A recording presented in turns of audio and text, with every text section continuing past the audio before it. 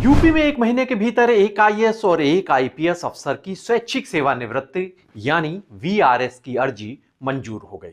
पिछले साल के आखिरी हफ्ते में आईएएस रविंद्र पाल सिंह के वीआरएस को हरी झंडी मिली थी, तो अब साल 2008 बैच की यूपी कैडर की आईपीएस अफसर अलंकृता सिंह ने भी भारतीय पुलिस सेवा को अलविदा कह दिया है। नौकरी छोड़ने की उनकी मर्जी पर सरकार ने मोहर तो लगा दी है, लेकिन जिस तरीके से उच्च पदस्थ प्रशासनिक सेवाओं से अफसरों का मोहभंग हो रहा है, उसने कई गंभीर सवाल भी खड़े कर दिए। नमस्कार, मैं हूं ज्ञानेश शुक्ल। यूपी का ज्ञान में आज चर्चा करेंगे हालिया दौर में उत्तर प्रदेश में प्रशासनिक सेवाओं से मोहभंग होने के ट्रेंड को लेकर, और इसके ब्यौरे को जानेंगे, इसकी वजहों को भी टटोलेंगे। पहले बात करते हैं आईपीएस अलंकृता सिंह की, जिनका वीआरएस का मामला सुर्खियों में छाया हुआ है। जमशेदपुर यानी झारखंड की जमशेदपुर की निवासी अलंकृता सिंह की आखिरी तैनाती एसपी महिला व बाल सुरक्षा संगठन 1090 के पद पर हुई थी। उस दौरान वो बिना विभागीय अनुमति के विदेश चली गई। 19 अक्टूबर 2021 की रात महिला व बाल सुरक्षा संगठन की एडीजी को व्हाट्सएप कॉल कर उन्होंने ये जानकारी दी कि वो लंदन में है, लेकिन बिना किसी प्रकार का अवकाश स्वीकृत हुए कार्यस्थल से एब्सेंट रहने, अनुपस्थित रहने और शासकीय अनुमति लिए बिना विदेश यात्रा के आरोप में उन्हें अप्रैल 2022 में सस्पेंड कर दिया गया। बीते दिनों उन्होंने अपना त्यागपत्र भी भेज दिया, जिसे योगी सरकार ने विचार किया और मंजूर कर लिया। अब उनकी पत्रावली गृह मंत्रालय भेजी जाएगी, उनके त्यागपत्र पर राष्ट्रपति की मुहर लगेगी, उसके बाद उनकी सेवाएं भारतीय पुलिस सेवा से समाप्त हो जाएंगी। अलंकृता सिंह के पति विद्याभूषण भी साल 2008 के यूपी कैडर के आईएएस अफसर हुआ करते थे, यानी उन्होंने भी नौकरी से किनारा कसा। अमेठी, प्रतापगढ़, इटावा, इन तमाम जिलों के डीएम रहे। बाद में वाराणसी में पूर्वांचल विद्युत वितरण निगम के एमडी भी बने। इसी तैनाती के दौरान उन्होंने वीआरएस के लिए आवेदन कर दिया, जिसे मार्च 2023 में मंजूरी मिली। इसके बाद वो लंदन चले गए। अलंकृता सिंह भी अपने पति के साथ ही लंदन में शिफ्ट हो गई हैं। दोनों एक ही विश्वविद्यालय में कार्यरत हैं इस वक्त। बीते महीने की बात करें, 26 दिसंबर 2024 को 2014 बैच के आईएएस अफसर रविंद्र पाल सिंह ने भी वीआरएस ले लिया था।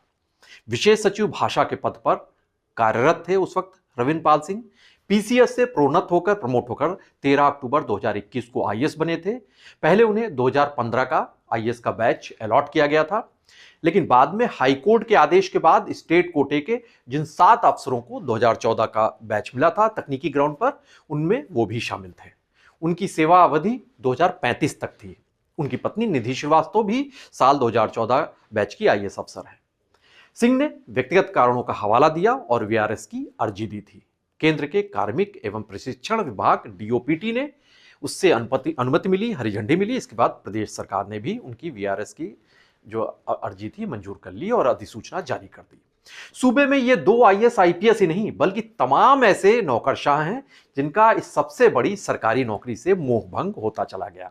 पिछले साल 19 जून को यूपी कैडर के साल 1995 बैच के आईएएस अफसर मोहम्मद मुस्तफा ने वीआरएस लिया और नौकरशाही से किनारा कस लिया। वो साल 2020 में केंद्रीय प्रतिनियुक्त से डेपुटेशन से यूपी आए थे। अपने मूल कैडर में श्रम विभाग में कमिश्नर बने। फिर सितंबर 2021 में प्रमुख सचिव सार्वजनिक उद्यम के पद पर तैनाती मिली। 3 वर्ष यहां सेवा की। इसके बाद उनका नौकरी से मन उचाट हो गया। नौकरी छोड़ने वाले अफसरों की लिस्ट में शामिल लोगों को और भी हम देखते हैं। 1987 बैच की IAS Renuka Kumar senior IAS अफसर थीं। 1988 बैच की जूथिका पाटणकर, 2003 बैच के विकास गोठलवार, 2003 बैच के ही रिग्जियान सैमफिल, 2008 बैच के आईएएस विद्याभूषण, साल 2005 बैच के आईएएस जी श्रीनिवासलू, इन्होंने भी वीआरएस का आवेदन भेजा है। जी श्रीनिवासलू ने ये राजस्व विभाग में विशेष सचिव के पद पर तैनात रहे हैं। साल 2016 से 2020 के दरमियान इंटर कैडर डेपुटेशन में आंध्र प्रदेश में भी रहे। नौकरी छोड़ने वाले एक आईएएस का मामला तो और भी ज्यादा दिलचस्प है। अभिषेक सिंह, ये आईएएस 2011 बैच के आईएएस अफसर हुआ करते थे। इनकी पत्नी दुर्गा शक्ति नागपाल भी 2000 बैच की चर्चित आईएएस अफसर रही। 5 साल पहले अभिषेक ने मशहूर गायक बी प्रॉक के जरिए ग्लैमर की दुनिया में प्रवेश किया था। जुबिन नौटियाल के एल्बम में दिखे थे, web series Delhi crime season 2 में, शॉर्ट मूवी 415 में singer Hardy Sandhu Sunny Leone के साथ भी वो नजर आए एल्बम में। गुजरात विधानसभा चुनाव में बतौर प्रेक्षक भेजे गए थे। चश्मा लगाए उनकी कई फोटो वायरल हुई। अनुशासन तोड़ा तो निर्वाचन आयोग ने उन्हें ड्यूटी से हटा दिया, सस्पेंड कर दिया गया, निलंबित कर दिया गया। अक्टूबर 2023 में इन्होंने आईएएस की नौकरी से इस्तीफा दिया और जौनपुर संसदीय क्षेत्र में सक्रिय हो गए। क्षेत्र की जनता के लिए अयोध्या तक मुफ्त बस यात्रा का ऐलान किया कि जो जौनपुर के निवासी हैं उनके लिए मुफ्त बस यात्रा रहेगी। कई सांस्कृतिक और धार्मिक आयोजन भी किए, कई बड़े बड़े नेता भी उसमें शामिल हुए। लेकिन चुनाव में टिकट नहीं मिला तो फिर से नौकरी में वापसी की कोशिश की, लेकिन इनके इस्तीफे को योगी सरकार ने मंजूरी दे दी और इनकी सेवाएं समाप्त हो गई। वरिष्ठ आईएएस रहे राज प्रताप सिंह पिछले 6 मार्च को उत्तर प्रदेश राज्य निर्वाचन आयुक्त बनाए गए।